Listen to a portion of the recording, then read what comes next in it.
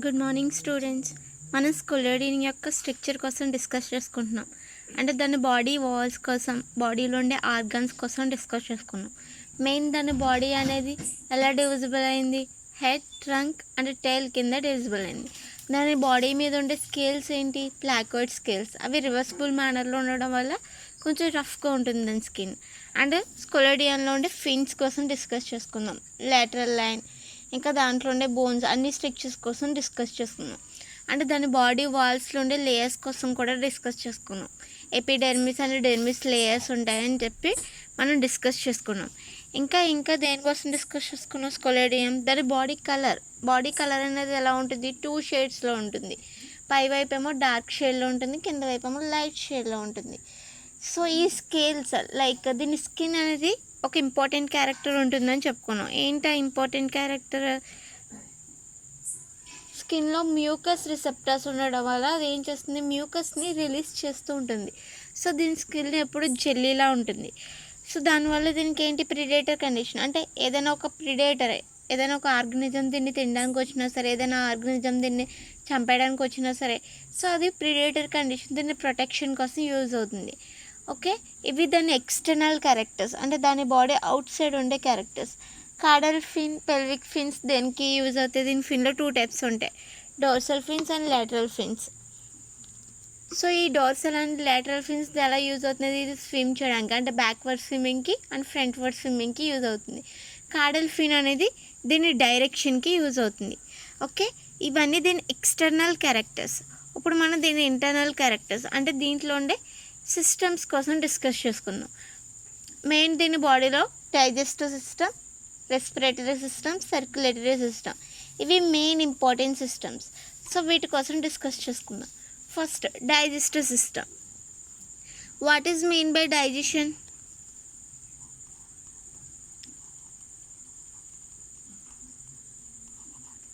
జీర్ణక్రియ అంటే ఏంటి? డైజెషన్ అంటే ఏంటి? ఏదైనా సరే మనం తీసుకున్న ఫుడ్ అనేది మనం కాంప్లెక్స్ మాలిక్యూల్లా తీసుకుంటాం. సో ఆ కాంప్లెక్స్ మాలిక్యూల్ని డైజెస్ట్ చేసి సింపుల్ అబ్జార్బుల్ ఫామ్ కింద చేంజ్ చేస్తుంది. ఈ ప్రాసెస్ని మనం డైజెషన్ అని అంటాం. సో స్కొలోడియన్లో కూడా డైజెస్టివ్ సిస్టమ్ అనేది వెల్ డెవలప్ అయి ఉంటుంది. దీని డైజెస్టివ్ సిస్టంలో ఎలిమెంటరీ కెనాల్ అండ్ గట్ అనేవి ప్రజెంట్ అయి ఉంటాయి.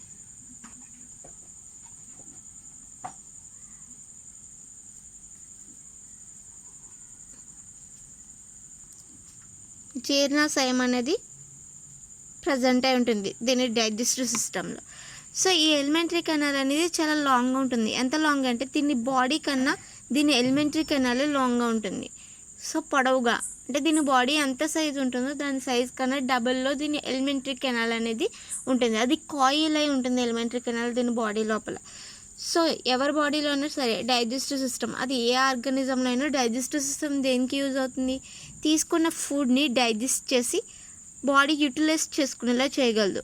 లైక్ అది ఎవరి బాడీ అయినా సరే, ఏ ఆర్గనిజం, ఇన్వర్టిబ్రేట్స్ కావచ్చు, వర్టిబ్రేట్స్ కావచ్చు, డైజెస్టివ్ సిస్టమ్ అనేది ప్రజెంట్ అయి ఉందంటే అవి తీసుకున్న ఫుడ్ కాంప్లెక్స్ మాలిక్యూల్ని సింపుల్ అబ్జార్బుల్ ఫామ్ కింద చేంజ్ చేసి బాడీ అనేది అబ్జర్వ్ చేసుకునేలా. అంటే బాడీ అబ్జర్వ్ చేసుకోవాలంటే ఫుడ్ అనేది ఫ్లూయిడ్ రూపంలో చేంజ్ అవ్వాలి, అంటే ద్రవ రూపంలోకి చేంజ్ అవ్వాలి. ఇది ఎప్పుడైతే ఫ్లూయిడ్ రూపంలోకి చేంజ్ అవుతుందో ఆ ఫుడ్ మాత్రమే బాడీ వాల్స్ అనేవి అబ్జర్వ్ చేసుకుని టిష్యూస్ అనేవి యూటిలైజ్ చేసుకొని దాని ఎనర్జీని రిలీజ్ చేయడానికి యూటిలైజ్ అవుతుంది. సో దీని బాడీలో కూడా డైజెస్టివ్ సిస్టమ్ అనేది వెల్ డెవలప్ అయి ఉంటుంది స్కొలోడియన్లో. సో దీని డైజెస్టివ్ సిస్టంలో మెయిన్ పార్ట్స్ ఏముంటాయంటే, ఆల్రెడీ మనం చెప్పుకున్నాం, దీని ఎలిమెంటరీ కెనాల్ అనేది బాడీ కన్నా లాంగ్ ఉంటుంది. అంటే స్కొలోడియన్ బాడీ కన్నా దాని ఎలిమెంటరీ కెనాల్ లాంగ్ ఉంటుంది. సో దీని ఎలిమెంటరీ కెనాల్లో ఉండే పార్ట్స్ ఏముంటాయంటే, మౌత్, పారింగ్స్,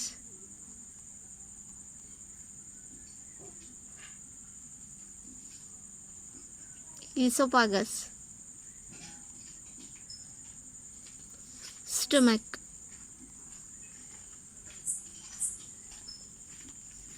ఇంటెస్టైన్, రెక్టమ్. ఇవి దీని ఎలిమెంటరీ కెనాల్లో ఉండే పార్ట్స్. నోరు,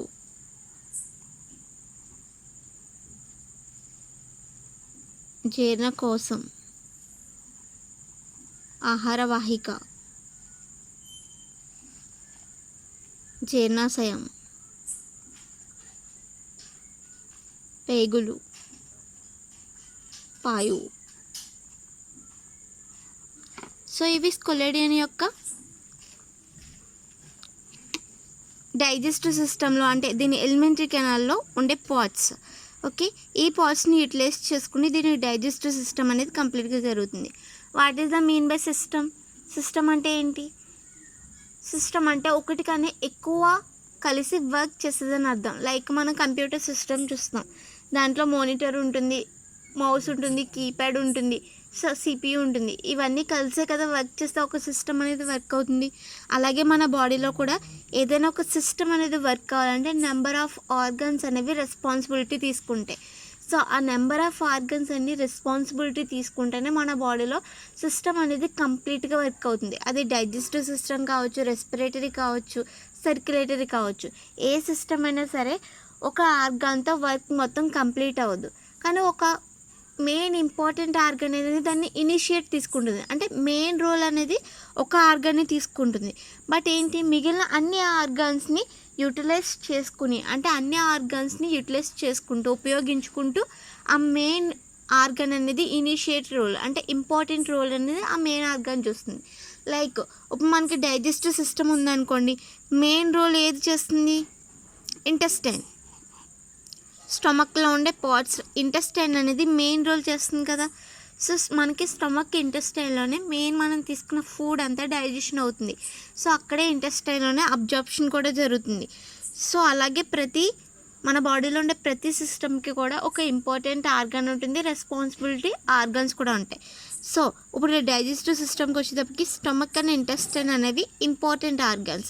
but mouth, ప్యారింగ్స్, oesophagus, stomach, intestine, rectum ఇవన్నీ ఏంటి? Responsibility of organs.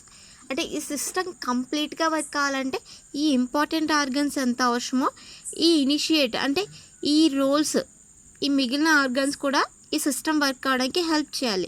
లైక్ మీకు స్టమక్ అండ్ ఇంటెస్టైన్ వర్క్ చేస్తే సరిపోతుందా? సరిపోదు. ఫుడ్ అనేది మనకి మౌత్ నుంచే కదా స్టమక్లోకి వెళ్ళాలి.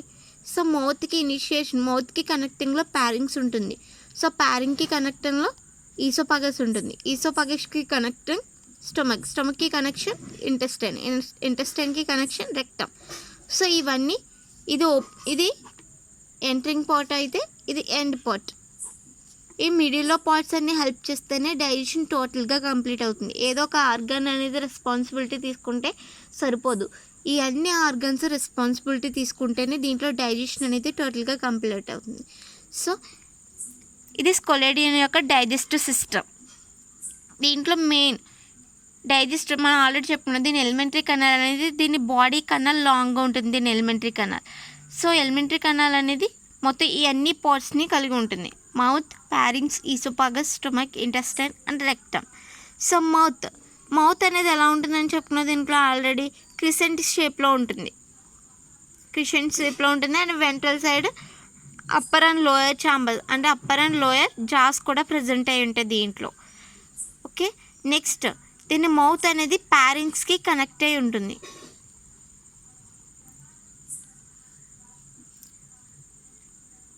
జీర్ణకోశంకి కనెక్ట్ అయి ఉంటుంది.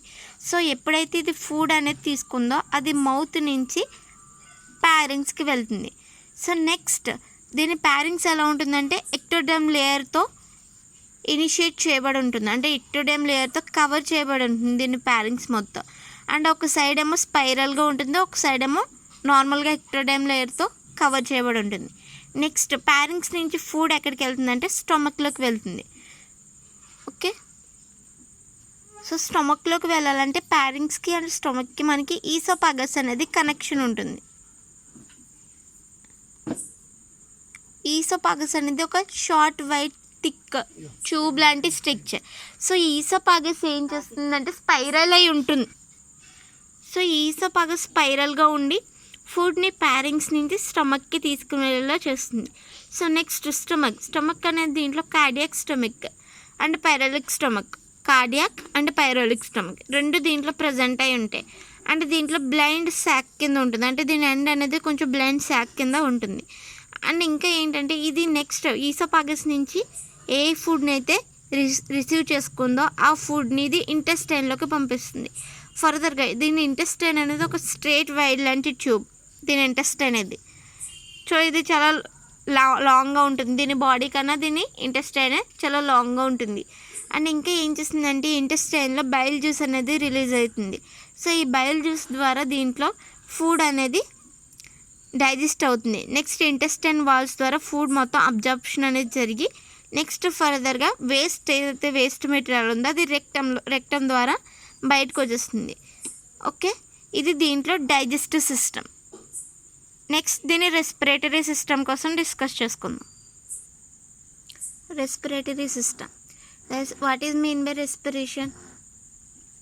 Respiration means breathing.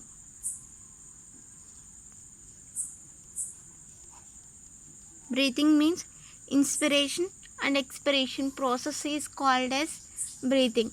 అంటే మనం ఇన్స్పైర్ చేసే ప్రాసెస్ని అండ్ ఎక్స్పైర్ చేసే ప్రాసెస్ని, అంటే ఎయిర్ని లోపలికి తీసుకుని అంటే బయటికి వదిలే ప్రాసెస్ని మనం బ్రీతింగ్ అని చెప్పుకుంటున్నాం. బ్రీతింగ్ అంటేనే రెస్పిరేషన్. సో ఈ రెస్పిరేటరీ సిస్టమ్ మెయిన్ స్కొలోడియన్ అనేది ఎక్వాటిక్ ఆర్గానిజం. సో దీంట్లో రెస్పిరేటరీ ఆర్గన్స్ ఏముంటాయి? మెయిన్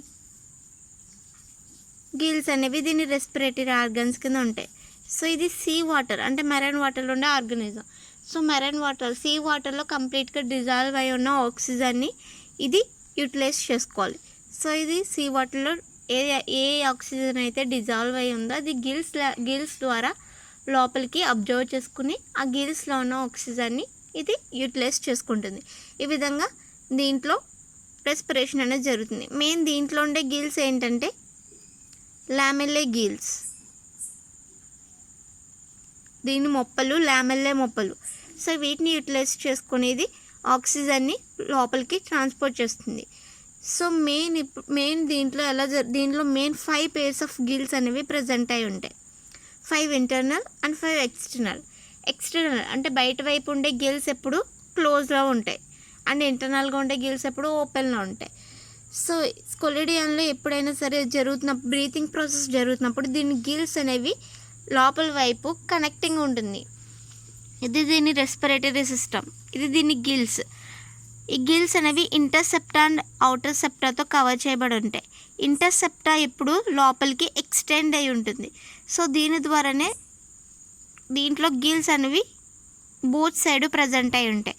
సో దీని ద్వారానే ఆక్సిజన్ అనేది లోపలికి అబ్జర్వ్ చేసుకోబడుతుంది. అండ్ నెక్స్ట్ ఫర్దర్గా దీని మౌత్ నుంచి ఏవైతే వాటర్ లోపలికి ఎంటర్ అయ్యాయో ఆ వాటర్లో ఉన్న ఆక్సిజన్ని ఈ గిల్స్ అనేవి అబ్జర్వ్ చేసుకుంటాయి, గిల్స్ లామెల్లలు అనేవి. నెక్స్ట్ ఫర్దర్గా మౌత్ నుంచి ఏదైతే వాటర్ లోపలికి వెళ్ళిందో ఆ వాటర్లో ఉన్న ఆక్సిజన్ని ఈ గిల్స్ అనేవి అబ్జర్వ్ చేసుకుంటాయి.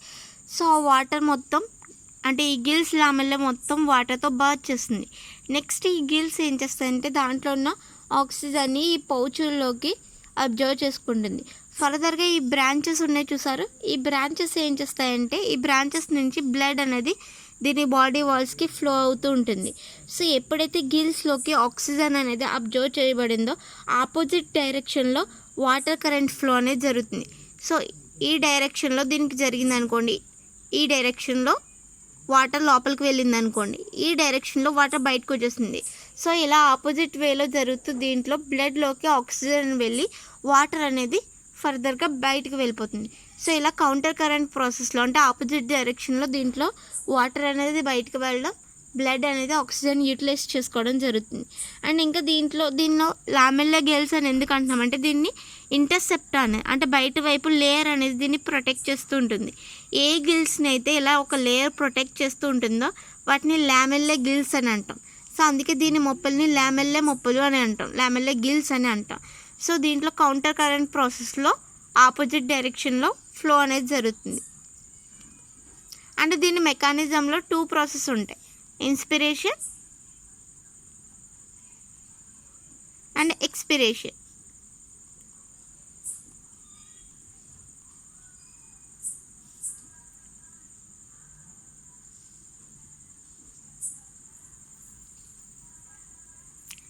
నిశ్వాస, ఉచ్ఛ్వాస. ఈ 2 ప్రాసెస్ దీని బ్రీతింగ్ మెకానిజంలో అంటే దీని రెస్పిరేటరీ మెకానిజంలో ఉండే పార్ట్స్. దీని ఇన్స్పిరేషన్ ప్రాసెస్లో అంటే నిశ్వాస క్రియలో ఏం జరుగుతుందంటే దీని గిల్స్లోకి వాటర్ అనేది ఎంటర్ అవుతుంది. సో ఎప్పుడైతే గిల్స్లోకి వాటర్ అయిందో గిల్స్ని కవర్ చేస్తూ ఒక లేయర్ అనేది ఉంటుంది. సో ఈ లేయర్ ఏం చేస్తుందంటే వెంటనే ఆ గిల్స్లోకి ఆక్సిజన్ అనేది అబ్జార్ప్షన్ అనేది అయ్యేలా చేస్తుంది. సో ఇది ఇన్స్పిరేషన్ ప్రాసెస్. నెక్స్ట్ ఫర్దర్గా ఎక్స్పిరేషన్ ప్రాసెస్ అవుతుంది. అంటే ఎప్పుడైతే ఇన్స్పిరేషన్ ప్రాసెస్ కంప్లీట్ అయిందో అంటే లోపలికి ఎప్పుడైతే వాటర్ వెళ్ళిందో ఆ వాటర్లో ఉన్న ఆక్సిజన్ మొత్తాన్ని గిల్స్ అనేవి అబ్జర్వ్ చేసుకుంటాయి. సో దీన్ని ఎండోఆస్మోసిస్ అని అంటారు. సో ఎప్పుడైతే గిల్స్ అనేవి లోపల అబ్జర్వ్ చేసుకున్నాయో అంటే కాన్సన్ట్రేషన్ అనేది కాన్సన్ట్రేషన్ అనేది లో నుంచి హైకి వెళ్తుంది. సో ఎప్పుడైతే దీని బాడీలో లో కాన్సన్ట్రేషన్ ఉందో ఆక్సిజన్ అనేది అవుటర్ సైడ్ నుంచి లోపలికి వెళ్తుంది. సో అది ఇన్స్పిరేషన్. సో ఇప్పుడు ఆక్సిజన్ కాన్సన్ట్రేషన్ అనేది ఎక్కువ అవుతుంది. సో ఈ ఎండోఆస్మోసిస్లో ఏమవుతుందంటే ఎప్పుడైతే ఆక్సిజన్ కాన్సన్ట్రేషన్ అనేది ఎక్కువైందో దీంట్లో బ్లడ్ అనేది కాన్సన్ట్రేషన్ పెంచుకుని ఆ ఆక్సిజన్ మొత్తాన్ని దాని బాడీలోకి యూటిలైజ్ చేసుకునేలా చేస్తుంది. సో ఎప్పుడైతే బ్లడ్ అనేది ఆక్సిజన్ యూటిలైజ్ చేసుకుందో ఫర్దర్గా ఎక్స్పిరేషన్ ప్రాసెస్ జరుగుతుంది అంటే ఉచ్ఛ్వాస క్రియ. ఇప్పుడు ఏమవుతుందంటే ఎప్పుడైతే ఆక్సిజన్ మొత్తం యూటిలైజ్ అయిపోయిందో అక్కడ కార్బన్ డైఆక్సైడ్ లెవెల్ ఎక్కువగా ఉంటుంది ఇప్పుడు కౌంటర్ కరెంట్ ప్రాసెస్లో వాటర్ అనేది బయటకు వచ్చినప్పుడు దాంతోపాటు కార్బన్ డైఆక్సైడ్ బయటకు వచ్చేస్తుంది. అంటే దీంట్లో రెస్పిరేషన్ అనేది చాలా క్విక్ అంటే చాలా తొందరగా జరుగుతుంది. సో ఎప్పుడైతే ఆక్సిజన్ వెళ్ళిందో దీని బాడీ మొత్తం వెంటనే బ్లడ్ అనేది వెంటనే ఆక్సిజన్ యూటిలైజ్ చేసుకుని కార్బన్ డైఆక్సైడ్ లీవ్ చేసేస్తుంది. వాటర్ వెంటనే కార్బన్ డైఆక్సైడ్తో బయటకు వచ్చేస్తుంది. ఇలా కౌంటర్ కరెంట్ ప్రాసెస్లో దీంట్లో ఆపోజిట్ డైరెక్షన్లో బ్లడ్ అనేది ఆక్సిజన్ యూటిలైజ్ చేసుకుంటూ వాటర్ అనేది కార్బన్ డైఆక్సైడ్ని వేస్ట్ మెటీరియల్లో బయటకు తీసుకొచ్చేస్తుంది. ఓకే, ఇది దీని రెస్పిరేషన్ ప్రాసెస్.